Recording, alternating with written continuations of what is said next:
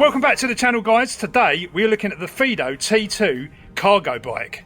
So this bike is an absolute beast. You've got a 20 amp hour battery here, 750 watt motor underneath here. But the thing about this bike is it's designed to carry stuff. Fiido say that this can carry a maximum of 200 kilos. I'm presuming that's including the rider as well. So this is off-road capable. It's got fat tyres, 20-inch size wheels, and obviously front suspension there, no rear suspension. Got a nice modern display on here which shows obviously all the information, your speed and your power settings, everything like that. Got front and rear lights as standard, and obviously a nice tail light at the back. And Fiido do a bunch of accessories that you can attach to this bike, including there's like a double seat rack thing that goes on the back here, so you can put your kids on the back if you want to, a front basket, panniers, all that stuff. I haven't received any of that, so I have actually been sent this bike, obviously full review, full disclaimer there, but yeah, I haven't received any of the other accessories, which is a bit of a shame, but we're going to test it out anyway. So as you know, if you've been watching the channel lately, I've been doing a lot of FPV stuff, like drones and stuff. So this is my backpack with all my drone gear in it. It's quite heavy. It's actually a right pain to have it on your back while you're on a normal bike. So this sort of bike is ideal for this sort of thing.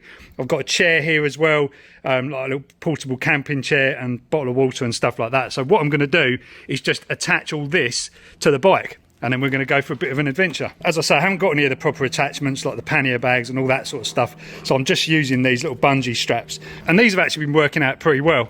So here we go then, all loaded up and ready to roll. So as I was saying, guys, I've been testing out this bike quite a lot lately, because obviously I do quite a lot of different things, you know, out and about, moving stuff from A to B, and it's actually become really useful, this bike. So let's start with the positives about this bike. It's absolutely brilliant for, like, you know, carrying stuff around. It's got loads of power and it doesn't seem to bog down. If you've got an extra, you know, 50 kilos strapped to it, it really doesn't seem to make a lot of difference. So this bike is definitely putting out quite a bit of power. It says 750 watts, but I think it's probably more than that. You know, that being said, you can obviously, you know, stick to the regs with the 15 mile an hour, you know, rule. But this thing will actually go around 30 mile an hour when it's unlocked. So it kind of has this kind of turbo mode. It's actually got two turbo modes. I haven't really quite worked this out yet, but it's got a couple of these sort of extra power modes, and then you've got an and some mode, which just kind of like gives it some extra power. So quick downsides with this bike, it's quite low. So, you know, if you are kind of doing a lot of off-road stuff, you might find it a bit low, because, yeah, underneath it's got the kind of classic motorcycle stand, which is actually really good, because that's the only way you're going to prop a bike up with loads of stuff strapped to it, is have a decent stand. But yeah, it does mean that the bike is actually a bit lower than, you know, normal bikes. Also, seating position, like a lot of these Chinese bikes, you know, if you're tall like me, you do tend to be sort of crunched up, sitting upright. But yeah, it can just mean you feel a little bit kind of upright and exposed sometimes. It's no biggie.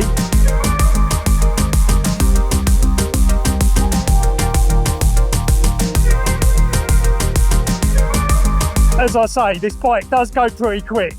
It's probably going to outrun the drone.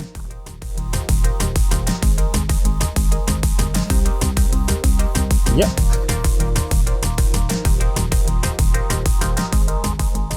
Right, so we're going to go up this hill here. I'm just going to show you the power settings you've got on this control unit here. So you've got basically, at the moment you can see it's in like Turbo Plus, and you press this button, it goes down to basically no pedal assist. You've got Eco, you've got Normal, you've got Sport, and you've got Turbo, and you've got Turbo Plus. So basically these kind of, as normal as you'd normally expect, these just kind of govern the top speed.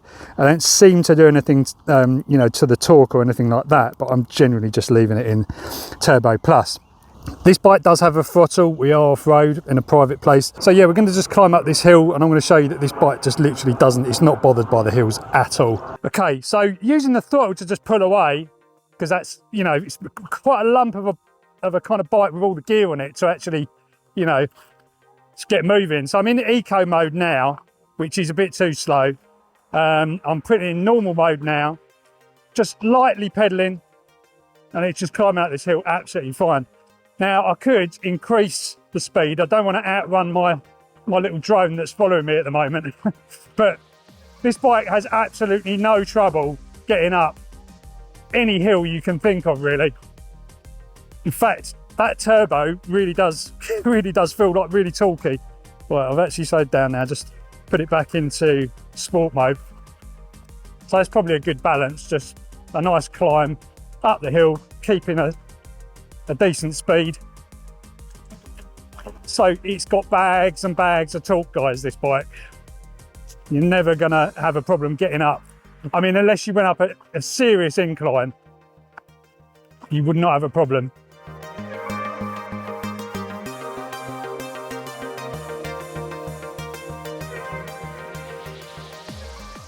Right guys, so I've just pulled up at this little place, got my chair out. I've got a coffee from the local little village stores. There's this little area here, which I may or may not fly in. It might be a little bit too quiet for the Avata that I've got in the bag. But you know what, I'm just gonna drink my coffee, sit under this nice shady tree, and just watch the world go by for a little while. So whilst I'm sitting here guys, some more things about this bike. So it's got hydraulic brakes, and they're quite big discs actually on this. These are 203s, I believe.